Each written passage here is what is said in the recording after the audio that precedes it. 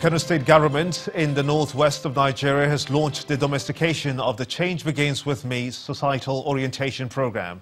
It seeks to address issues relating to drug abuse and other social issues to complement the federal government's Change Begins With Me initiative. Our correspondent Idris Jibrin reports that Kano State intends to redirect the perception of young people towards decency and respect for the social values. Kano State #1 citizen Governor Abdullahi Ganduje placed host to dignitaries made up of traditional rulers, government officials as well as religious leaders. The event is the official domestication of the reorientation program tagged in local parlance Kowa Ya Gyara Ya Sani, which in English language translates to whoever does good, he knows that he has done good. In a nutshell, the message that government is selling is simple: a change in the mindset of the youth toward imbibing the right values and morals. We are today living witnesses to the continuous rise of social vices in our society, despite of the measures being enforced by the relevant government agencies to address these challenges. It is on record that this administration has set up a committee on drug abuse to address challenges associated with the sale of drugs in our market. It certainly will not be a stroll in the park. Those who will be driving this change are, however, upbeat.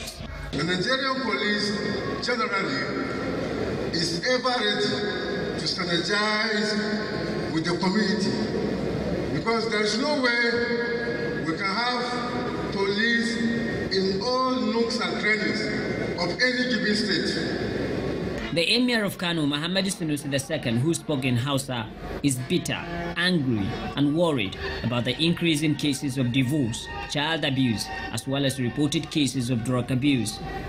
He's asking the state government to intensify efforts toward bringing the situation under control.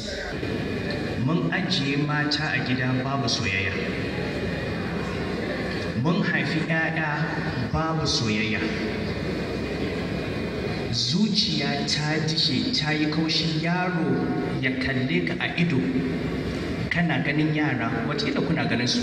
Yaro in ya kalle ka sai ka ga yaran nan in ka ba shi wuka zai iya dafa maka. The clarion call is out, as hopes of a resurgence of proper moral values is being anticipated. The committee set up to drive this program is expected to ensure that these lofty thoughts translate to a sustainable change that will reposition the youth toward the ideal development that government seeks. Idris Jibrin, Channels Television News. It is World Glaucoma Week, and the Lagos University Teaching Hospital has chosen to mark it with free eye screening for glaucoma. The more common forms of glaucoma is an eye disease which, if not checked, gradually erodes incremental amounts of sight and may result in total blindness. Our correspondent Mary Alele Yusuf reports. Outside the eye center and within, patients occupy the seats awaiting their turn. Many of them are enjoying a comprehensive eye test for the first time ever. Glaucoma has been described as a silent sight thief, much like hypertension has been called a silent killer because they both come without symptoms. The reason why many people go to see eye doctor is because my eye is paining me, or I can't see anybody that is coming. Dorcas is one of those who didn't realize when the thief came calling. By the time she met with a specialist, most of her vision was gone. But she did not give up, and today is gainfully employed. She told me that she will advise and encourage her. She go back for a blind school, Nigerian Farm Craft Center for the Blind at Igodo, where I was trained, Braille, how to read and write, then learn a computer, and as well learn and handwork. Professor Onokaya insists, however, that extreme consequences can be avoided. We felt that if we invite them in, create that awareness that there's a disease, a blinding disease called glaucoma that is symptomless, and by the time you realize you have it, when you've lost vision, then it's far gone. And the visual loss from it is irreversible. So we want to try and reduce the number of people who are going needlessly blind from glaucoma in Nigeria. According to the National Blindness and Visual Impairment Survey conducted in Nigeria between 2005 and 2007, 2.7 million Nigerians aged 40 and above have mild to moderate visual impairment. An additional 400,000 people are severely visually impaired. Experts say everybody is at risk, but more so if one is black, has a relative with glaucoma and is elderly. The only way to stay safe is to go for an eye check at least once a year. Mary Alale Yusuf, Channels Television News. Let's quickly shift gears now, shall we, to business news with Anwaudo.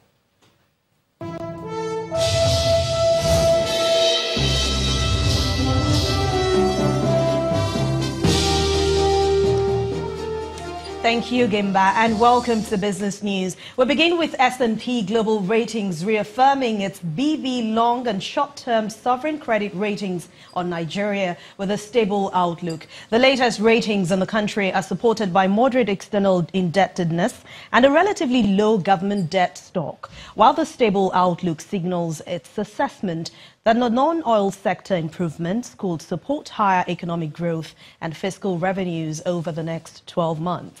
While the rating agency notes that Nigeria's external position improved owing to higher oil prices and production volumes, modest improvements in exchange rate policy is also says that external borrowings by the federal government are helping to increase foreign currency inflow and building external buffers for the central bank.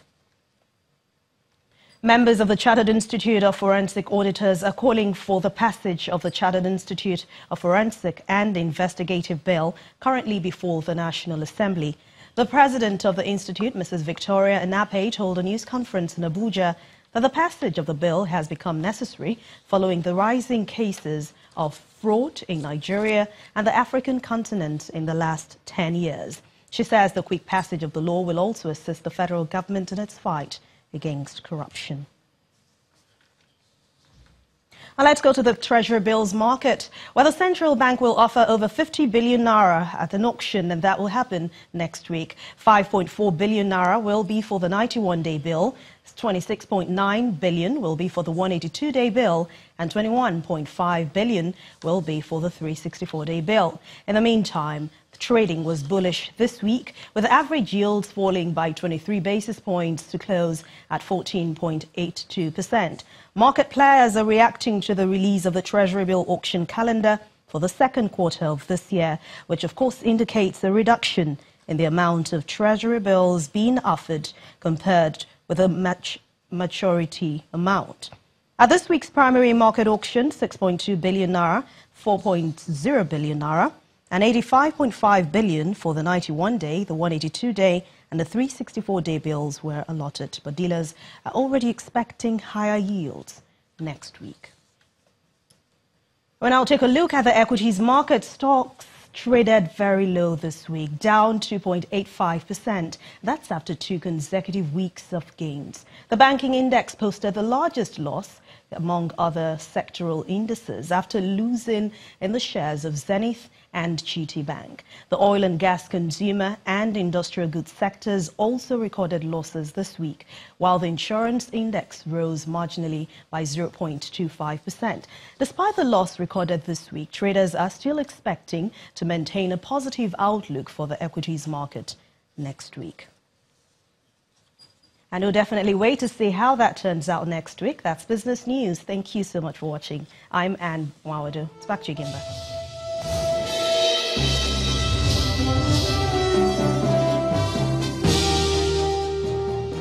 Recent statistics from the Nigeria Drug Law Enforcement Agency shows that youth involvement in drug abuse has become a cause for concern. A large number of young persons from ages 15 to 35 years are said to use drug either as a stimulant or for sedative purposes. The matter is on the rise in Kefi, Nasarawa State. Both young groups and the youths and other concerned persons in the area are leading the campaign to address this disturbing trend. More stories now. Russia has announced that it will expel 23 British diplomats amidst tension over the nerve agent attack on a former spy and his daughter in the UK. The Russian Foreign Ministry says the staff from the UK's Moscow embassy will be expelled within a week. It also says that it will close the British Council in Russia, which promotes cultural ties between the nations, and the British consulate in St. Petersburg. The move comes in response to Britain's decision to expel 23 Russian diplomats. They were ordered to leave over the March 4th incident, which the UK government has blamed on Russia, but Russia denies the accusation. Russia the opportunity to explain how the material got to Salisbury. We asked Russia to declare that material, that capability, to the Organisation for the Prohibition of Chemical Weapons. Russia did neither, therefore we announced certain steps. Russia today has informed me of the steps that Russia will be taking in response to that. The British ambassador to Russia, Laura Bristow, says that the Russian Foreign Ministry has informed him of the measures it will take in retaliation to British Prime Minister Theresa May's decision to expel 23 Russians. Bristow was speaking after being summoned to the ministry, where he was told that the Russian government has decided to expel 23 British diplomats who must leave Moscow within a week. Moscow has also decided to close the British Council in Russia and to withdraw permission for Britain to open a general consulate in St. Petersburg. On the streets of Moscow, opinions are divided on Russia's retaliatory measures. I don't think this conflict will gain momentum. I've lived in this world long enough, and I've seen a lot in my life, including international conflicts. They always come to an end. I'm very optimistic. It's logical. There should be retaliatory measures for us to be respected. So I support for adequate measures to be taken from our side as well.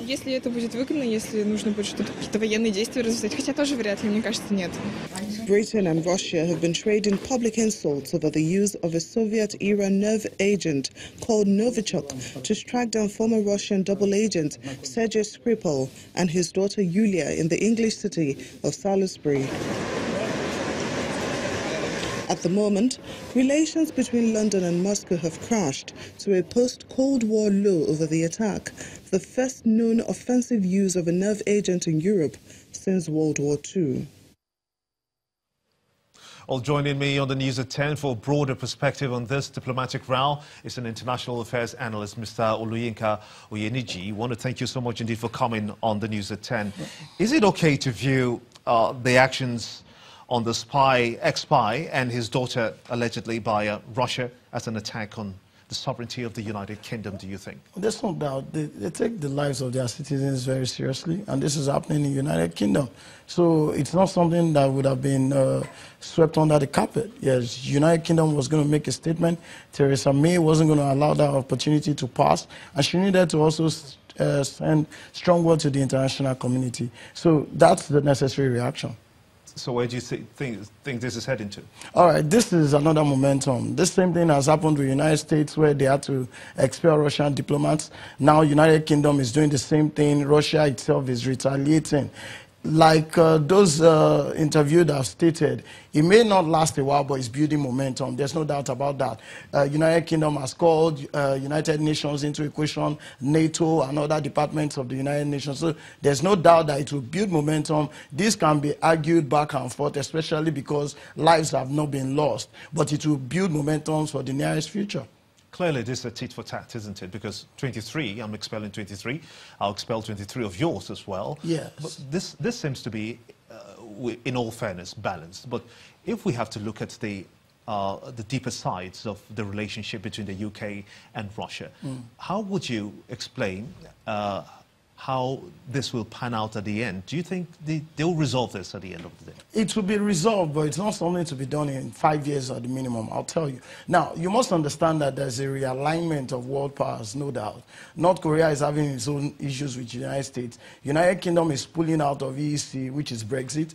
Now, Russia is saying it is because the United Kingdom is trying to gain relevance. That's why it's making much ado about this. Russia has vehemently denied that it has any involvement in this. But everybody knows that that's very far from the truth. So, no doubt, United Kingdom will seize this as an opportunity to go toe-to-toe with USSR. And US will have to make a decision very soon. The same for NATO and United Nations. It will be resolved, but it's not soon. And it will again, it will determine how world powers will be aligned. We have France. France will still make a statement. Japan, China, these are world powers. The security we are talking about. So it can't be swept under the carpet. But it will determine the international standing of every nation. That young Russian just said in the interview that Russia had to do that to gain some respect. So this is not going to end anytime soon.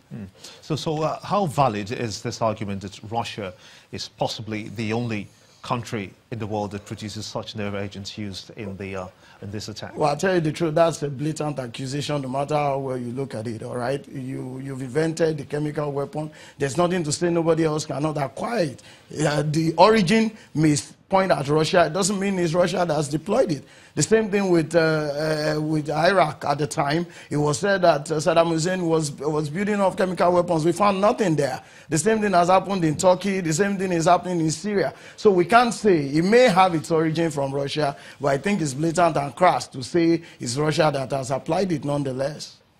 International Affairs Analyst, Mr. Oluyinka Oyeniji, I want to thank you so much indeed for talking to us. My pleasure, here always. Thank you. On the News at 10.